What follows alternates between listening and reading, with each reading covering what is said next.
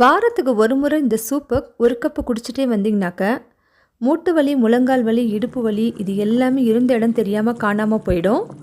இரும்பு சத்துக்கள் நிறைந்த இந்த முருங்கைக்கீரை சூப்பை கொஞ்சம் கூட கசப்பே இல்லாமல் குழந்தைகளும் விரும்பி குடிக்கிற மாதிரி எப்படி சுவையாக செய்கிறது இன்றைக்கி பார்க்கலாம் வாங்க.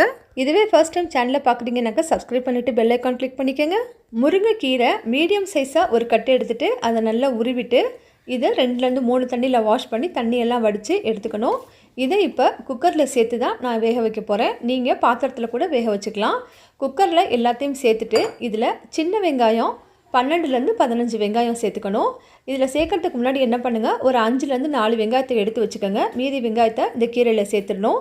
அதே போல் பூண்டு பல் 12-15 பல் எடுத்துகிட்டு இதுலேயும் ஒரு 4-5 பல் எடுத்து வச்சுக்கிட்டு மீதி இருக்க பூண்டு பல் எல்லாத்தையும் இந்த கீரையில் சேர்த்துடணும். கடைசியாக தாளிப்புக்கு பயன்படுத்துறதுக்காக வெங்காயமும் பூண்டும் எடுத்து வச்சுருக்கோம். இதில் 2 கிளாஸ் அளவுக்கு தண்ணி ஊற்றி தேவையான அளவுக்கு விசில் விட்டுக்கலாம். 3-4 விசில் கொடுத்ததுக்கப்புறமா கீரையை நல்லா ஆற வச்சிடணும். ஆற வச்சதுக்கப்புறமா மிக்சி ஜாரில் இந்த தண்ணியை மட்டும் ஃபஸ்ட்டு கொஞ்சமாக இருத்து வச்சுருங்க. மீதி இருக்கக்கூடிய கீரையை கொஞ்சமாக தண்ணியோட மிக்சி ஜாரில் அப்படியே சேர்த்துக்கணும். சேர்த்துட்டு இப்போ அதை நல்லா ஃபைன் பேஸ்ட்டாக அரைச்சிக்கணும். இதில் எதுவுமே சேர்க்க தேவையில்லை. நம்ம என்னென்ன இதில் வேக வச்சுருந்தோமோ அந்த பொருளோடு சேர்த்து இது போல் நல்லா ஃபைன் பேஸ்ட்டாக அரைச்சிக்கணும். திப்பியாக இருக்கக்கூடாது. அடுத்ததாக வானலில் நான் இன்றைக்கி குழந்தைங்களுக்கு செய்கிறனால பட்டர் சேர்த்துக்கிறேன். நீங்கள் பட்டர், நெய், எண்ணெய் எது வேணாலும் சேர்த்துக்கலாம். பட்டர் 3 டேபிள் ஸ்பூன், நெய்யாக இருந்தாக்க 2 டேபிள் ஸ்பூன், எண்ணெயாக இருந்தால் 1 டீஸ்பூன் சேர்த்துக்கோங்க. ஜீரகம் 1/2 டீஸ்பூன். ஜீரகம் பொன்னிறமானோடனையும் இதில் காய்ந்த மிளகாய், காஷ்மீரி மிளகாய் நான் சேர்த்துருக்கேன். நீங்கள் சாதாரண காய்ந்த மிளகாய் கூட வரமிளகாய் சேர்த்துக்கலாம். 2-3. அதே போல் பச்சை மிளகாயும் 2-3 காரத்துக்கு ஏற்றாப்பில் சேர்த்துக்கணும். பச்சை மிளகாயை நடுவில் கீரி சேர்த்துருக்கேன். லோ ஃப்ளேமில் இந்த நெய்யிலேயே எண்ணெயிலேயே நம்ம வதக்குனதுக்கப்புறம் கட் பண்ணி வச்சுருக்கக்கூடிய சின்ன வெங்காயம் இருக்குது பார்த்தீங்களா, அந்த வெங்காயத்தை சேர்த்து 30-40 செகண்ட் வதக்கி விட்டுட்டு லோ ஃப்ளேமில் தாங்க வதக்கணும். அதுக்கு அடுத்து பூண்டு வச்சுருக்கோம் இல்லைங்களா, அந்த பூண்டையும் ரொம்ப பொடிசாக கட் பண்ணிக்கணும். அதையும் இதில் சேர்த்து நல்லா இந்த பூண்டு பொன்னிறமாகணும், அந்தளவுக்கு வதக்கிக்கணும்.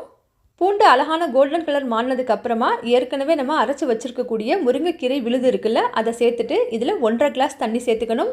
தேவையான அளவுக்கு உப்பு சேர்த்துக்கணும். அடுத்து நம்ம குக்கர்லேருந்து இருத்து வச்சோம் பார்த்தீங்களா தண்ணி, அந்த தண்ணியும் இதில் சேர்த்துக்கணும்.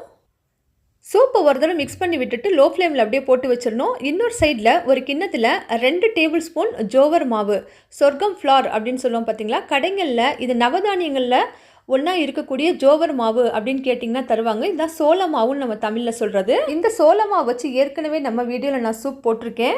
முழு சோளத்தை மாவை அரைச்சி கடையிலே வச்சுருப்பாங்க, நீங்கள் கேட்டிங்கன்னா தருவாங்க. இதில் ஒரு 2 டேபிள் ஸ்பூன் சேர்த்து தண்ணி சேர்த்து இது கட்டிகள் எதுவும் இல்லாமல் கிண்டி ரெடியாக வச்சுக்கணும். இது எதுக்கு நம்ம சேர்க்குறோம் அப்படின்னாக்கா, இது பார்த்திங்கன்னா கசப்பு தன்மையை போக்கும். அதே போல் சூப்புக்கு ஒரு திக்னிங் ஏஜென்ட்டாகவும் இருக்கும். இப்போது சூப்பு லைட்டாக கொதிக்க ஆரம்பிச்சிருச்சு. இந்த சமயத்தில் நம்ம கரைச்சி வச்சுருக்கக்கூடிய ஜோவர் மாவை சேர்த்துட்டு இன்னும் ஒரு 1/2 கிளாஸ் அளவுக்கு தண்ணி சேர்த்துக்கணும். சோள மாவை சேர்த்ததுக்கப்புறமா 1 நிமிஷம் அளவுக்கு நல்லா லோ ஃப்ளேமில் போட்டு கொதிக்க. தண்ணி வேணும் அப்படின்னா பார்த்துட்டு இன்னொரு 1/2 கிளாஸ் கூட சேர்த்துக்கலாம். சூப் குடிக்கிற மாதிரி நமக்கு இருக்கணும். உப்பு ஒரு தடவை இந்த டைமில் செக் பண்ணி பார்த்துக்கோங்க. இந்த காலகட்டத்தில் வயசானவங்களுக்கு மட்டும்தான் மூட்டு வலி வருதா அப்படின்னா கிடையாது. சின்ன பசங்கள்லேருந்து பெரியவங்க வரைக்கும் இன்றைக்கி மூட்டு வலி அப்படிங்கிறது எல்லாருக்குமே இருக்குது. அதே போல் இன்றைக்கி இருக்கக்கூடிய பெண் பிள்ளைகளும் சரி, இல்லை ஒரு 40 வயசு தொட்டவங்களும் சரி, இடுப்பில் இருக்கக்கூடிய வலிகள் இது எல்லாமே நமக்கு அதிகமாகிடுச்சு.